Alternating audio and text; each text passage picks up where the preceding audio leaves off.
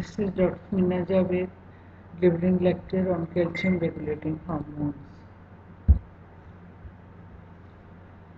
Calcium homeostasis involves the coordinated interaction of the three organ system: bone, kidney, intestine, and the three hormones, that is parathyroid hormone, calcitonin, and vitamin. The total calcium concentration in the blood is normally about 10 milligram per deciliter of the total. 40% is bound to the plasma protein and mainly albumin. The remaining 60% is not bound to the protein. It includes a small portion that complexes to the anion phosphates, sulfate, citrate, and the other portion is free ionized calcium. It accounts about 50% of the total, and it is the only form of the calcium that is biologically active. The role of the parathyroid hormone is to regulate the concentration of the calcium in extracellular fluid. When the plasma calcium concentration decreases, parathyroid hormone is secreted by the parathyroid gland. There are four parathyroid glands present in the human, located in the neck under the thyroid gland. The chief cells of the parathyroid synthesize and secrete parathyroid hormone as a single chain polypeptide with 84 amino acids. Parathyroid hormone is synthesized on the ribosomes as pre-pro-parathyroid hormone, which has 115 amino acids. A 25 amino acid signal peptide sequence is cleaved while synthesis of the molecule is occurring on the ribosomes. The 90 amino acid proparathyroid hormone is transported to Golgi apparatus, where 6 amino acids are cleaved, yielding the final 84 amino acids from the hormone. The parathyroid hormone is packaged in secretory granules for subsequent release. The molecular biological activity resides in the N-terminal 34 amino acids. The biosynthesis of the parathyroid hormone and its subsequent secretions are regulated by the plasma ionized calcium. Acute decrease of the calcium results in marked synthesis of the parathyroid hormone messenger RNA, and this is followed by the increased rate of the parathyroid hormone secretion. Most of the proparathyroid hormone synthesis is quickly degraded, and rate of the degradation decreases when calcium concentration is low and increases when calcium concentration is high. A number of the proteolytic enzymes, including cathepsin B and D, cathepsin B cleaves the parathyroid hormones into two segments: parathyroid hormone, which contains 1 to 36 amino acids, and parathyroid hormone, which contains 37 to 84 amino acids. Parathyroid hormone which contains 37 to 84 amino acid is not further degraded. Parathyroid hormone having 1 to 38 amino acids is further rapidly and progressively cleaved into di and tripeptides.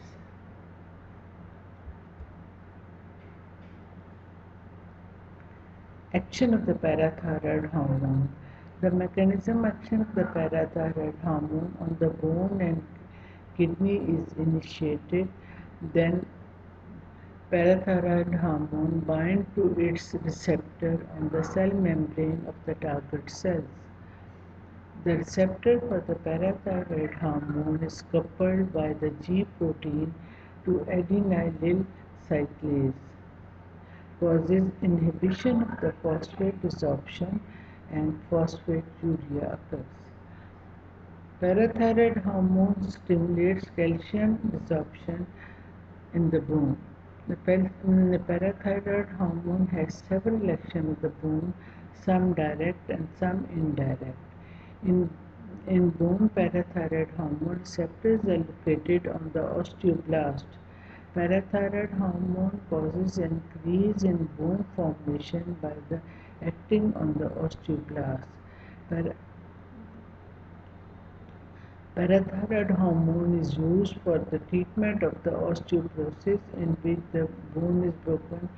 The long-standing action of the parathyroid hormone on osteoclast causes increase in bone resorption.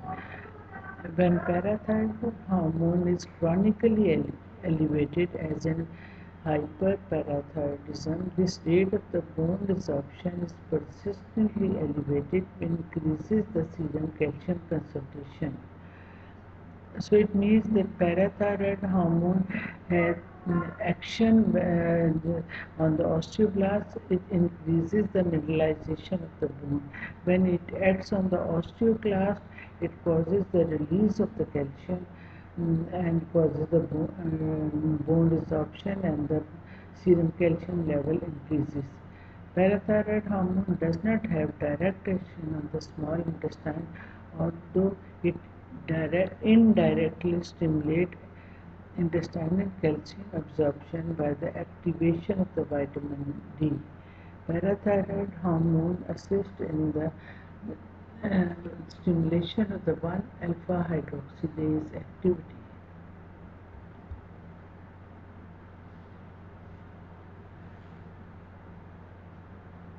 Now the vitamin D.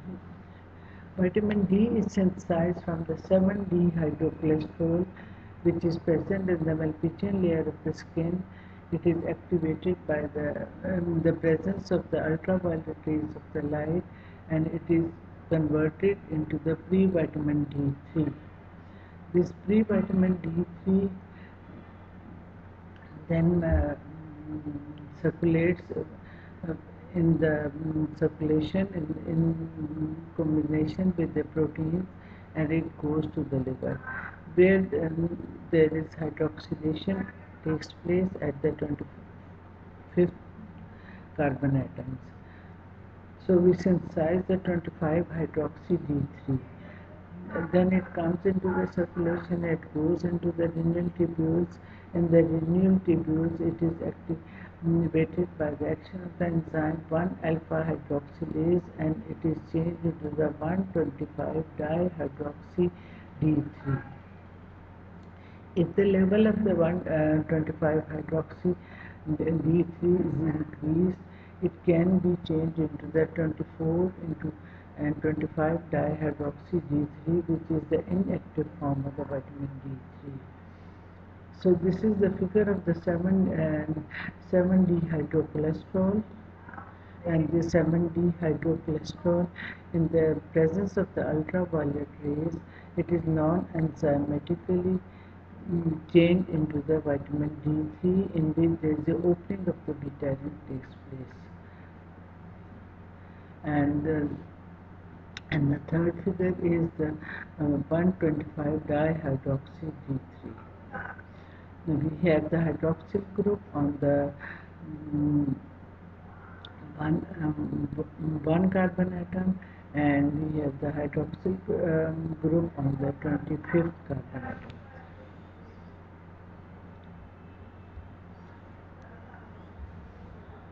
Vitamin D3 is synthesized from the cholesterol by complex series of enzymatic reaction that involves the plasma transport of the precursor molecule to a number of the different organs. Small amount of the precursor for 125 dihydroxy 3 senses are present in the food, for example, fish, oil, liver, oil, egg yolk. But most of the precursor for 125 dihydroxy is produced in the malpighian layer of the epidermis from the 7-dehydrocholesterol in an ultraviolet light mediated non-enzymatic photolysis reaction.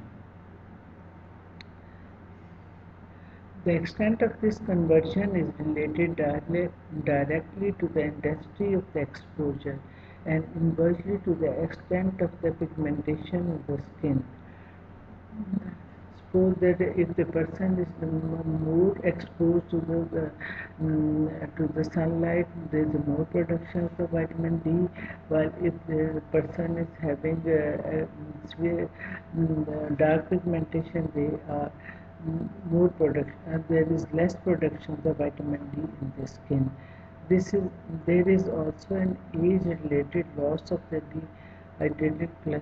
dehydrocholesterol in the dermis, and that may be related to the negative calcium balance associated with old age.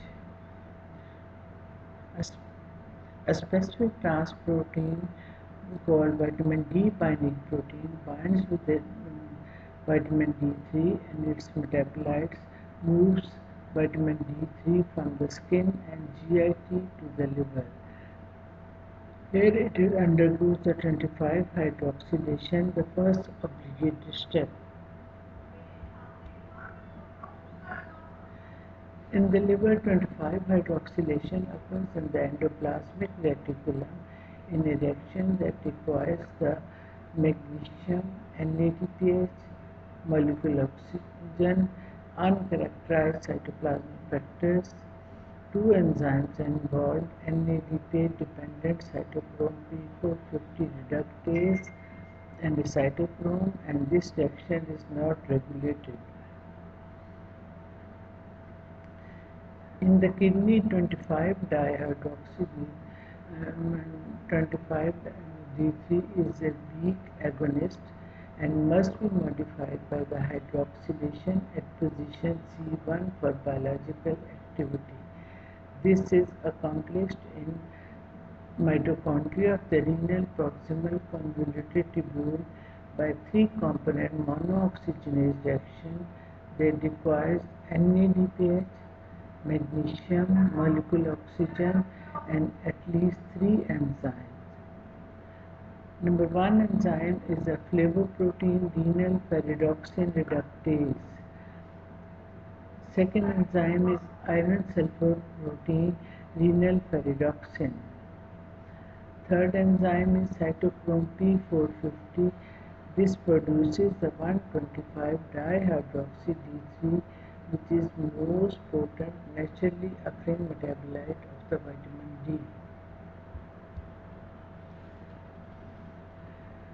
Vitamin D metabolism is regulated by the factors that respond to the plasma calcium concentration and phosphate. Calcitriol acts to reduce its own synthesis by inducing the 24-hydroxylase and repressing the 1-alpha-hydroxylase activity. The principal function of the calcitriol is to maintain the calcium concentration in three ways. Action on the intestine. The major action of the calcitriol is on the intestine. It increases the calcium and phosphate absorption. It induces the synthesis of the vitamin D-dependent calcium binding protein called calbindin, a cytosolic protein that can bind 4 calcium ions.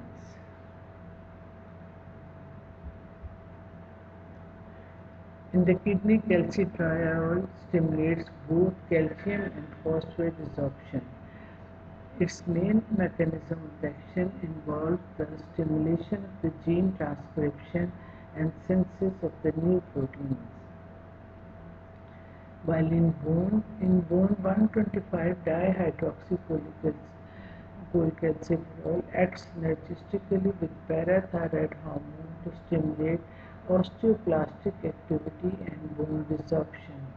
This action may seem paradoxical, since overall action of the 1,25-dihydroxycholecalciferol is to promote bone mineralization. However, mineralized old bone is resorbed and to provide more calcium and phosphate to ECF so that new bone can be mineralized. This is known as bone remodeling.